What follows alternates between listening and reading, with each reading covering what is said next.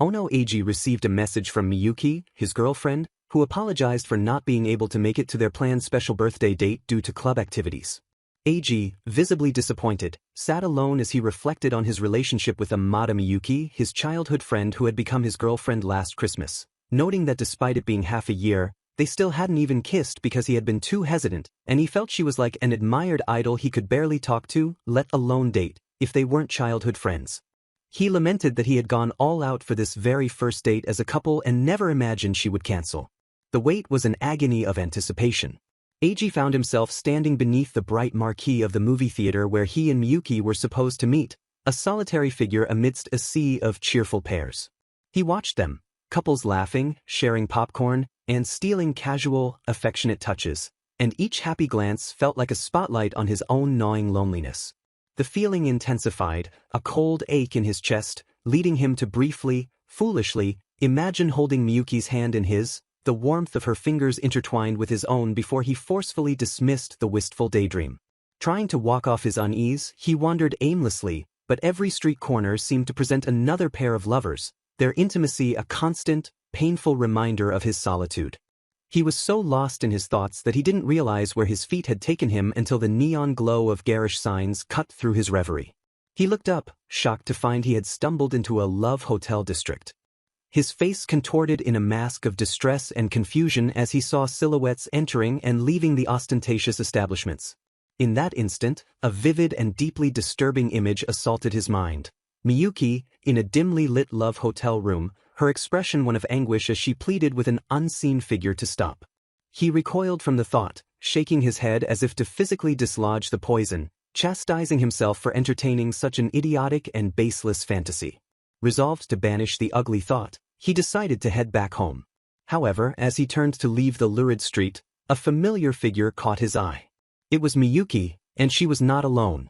She stood beside a tall, imposing male with striking blonde hair. "Miyuki," Eiji called out, his voice laced with surprise and a dawning sense of dread. Miyuki spun around, her eyes widening in a startled, guilty expression as she asked, What are you doing here?" Before Eiji could formulate a complete response, the blonde male stepped forward aggressively and pushed him hard.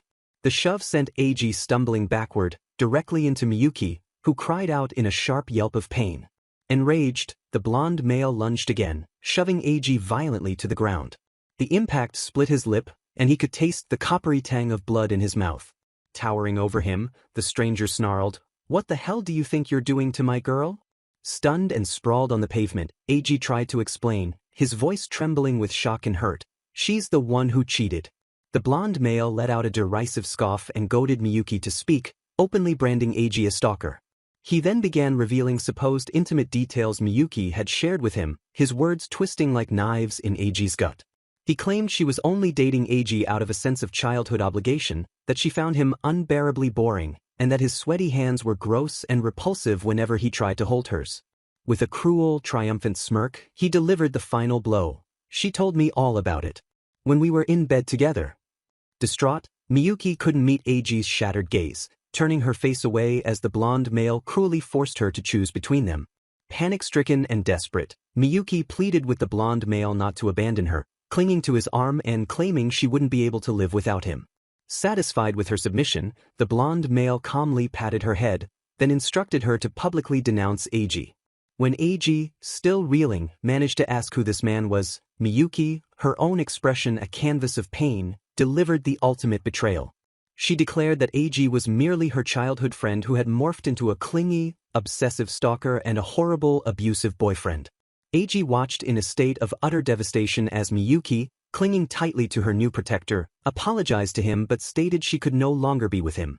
The blonde male added, with a final twist of the knife, that she should not talk to this delusional stalker guy, at school either. In that moment, as they turned and walked away, Eiji's happy, ordinary life began to irreversibly crumble into dust. Returning to the familiar warmth of Kichi and Ono, his family's restaurant, Eiji was greeted by the concerned faces of his older brother and mother. They noted his early return and asked with gentle worry if he had skipped lunch. Despite their profound kindness, their voices were a distant hum against the roaring silence in his head. Eiji's despondent demeanor was a heavy cloak he couldn't remove as he mumbled his thanks. The shock of the betrayal became a physical weight, confining him to his bed for days.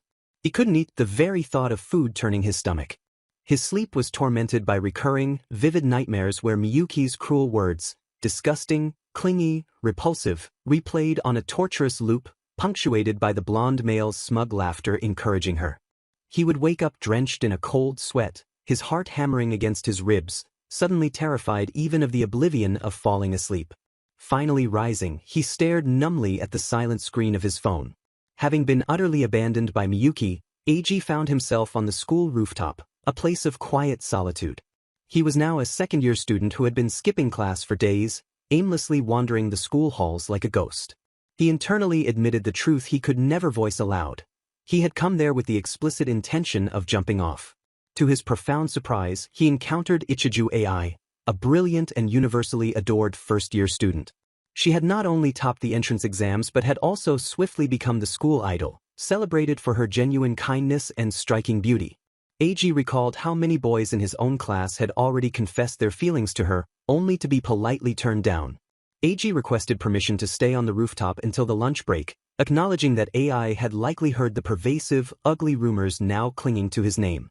Yet, AI firmly refused, her voice clear and steady as she declared the spot was hers and asked him to leave.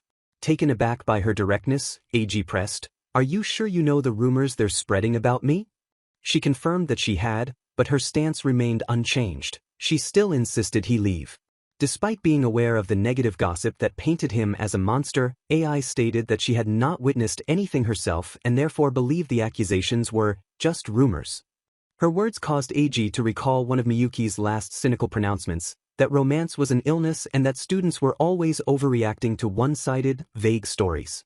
Shaken by AI's unexpected perspective, Eiji asked her directly, "Do you believe in me?"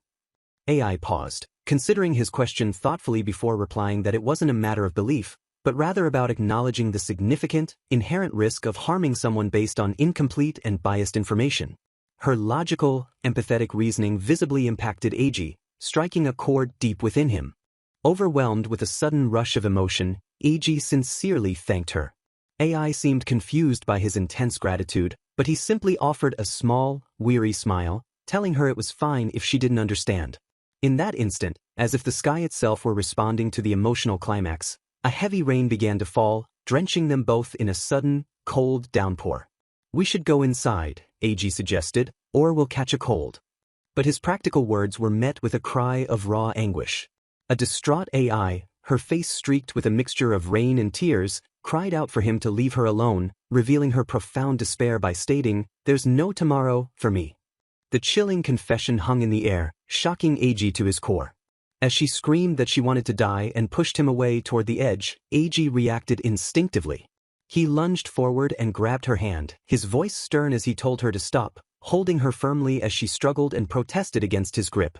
When AI questioned why he was protecting her, pointing out that if the fence had been unstable he too would have been in mortal danger, Eiji vehemently stated that one did not need a reason to save someone's life. Recognizing the same abyss of desperation in her that he felt in himself, Eiji made a spontaneous proposal. "If you're so determined to die," he said, his voice softer now, "we should at least skip school together for the day." The suggestion stunned AI into silence. Eiji then confessed that he had come to the very same rooftop intending to die himself and had never imagined he would end up stopping a junior from doing the same.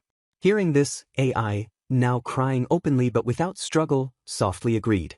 They sat there together for a moment in the pouring rain, a silent, shared understanding passing between them, before Eiji again suggested they go inside, to which AI quietly consented. Once sheltered from the rain, Eiji offered AI his handkerchief, which she gratefully accepted. He then noticed her intense, searching gaze and jokingly told her not to stare at him so much. Once they had settled, AI asked what their plan was, assuming Eiji had something specific in mind since he had been the one to invite her to skip school. This caused Eiji to blush as he playfully accused her of sexual harassment before sheepishly admitting his own desperation had left him without a concrete plan. AI commented that his uncertain actions weren't typical of a cool, brooding delinquent, and Eiji readily agreed, acknowledging his desperate state. Yet in response, AI offered him a soft, genuine smile of understanding. Eiji noticed the sincerity in her smile, A stark contrast to the forced expression she likely wore when fending off suitors interested only in her looks or status, a pressure that, he was beginning to realize, had contributed to her own hidden pain. In a gesture that completely surprised him, AI unexpectedly offered AG a handmade rice ball from her lunch, a simple offering in return for his kindness. AG eagerly accepted the rice ball, which AI confirmed was tuna mayonnaise, his favorite. He took a large bite and his eyes lit up as he joyfully exclaimed how delicious it was, remarking on the profound, unexpected pleasure of such simple food after days of not eating. He told her there were countless other delicious things in the world, emphasizing that it would be an incredible waste to die without experiencing them. His simple passion prompted AI to take a bite herself, and she had to acknowledge her growing interest, finding the food was truly good. Now filled with a newfound, fragile determination, AG boldly invited AI to his place. As they walked toward the main school gate, AI pointed out the obvious: it was locked. AG, however, revealed a secret exit through a nearby metal service door, explaining it locked automatically from the outside but could be easily pushed open from within. He admitted he was merely teasing her about the prospect of climbing the fence. He then confidently took her hand, proposing they leave the grounds together and assuring her that it was all right to break the rules once in a while, even for a dedicated honor student like her. Blushing, AI initially questioned his knowledge of such illicit escape routes, but AG simply teased her about her own reddening cheeks. As they walked hand in hand through the open doorway, AI confessed quietly that it was her first time holding a boy's hand and asked him to take care of it, a comment that made AG realize his own profound embarrassment.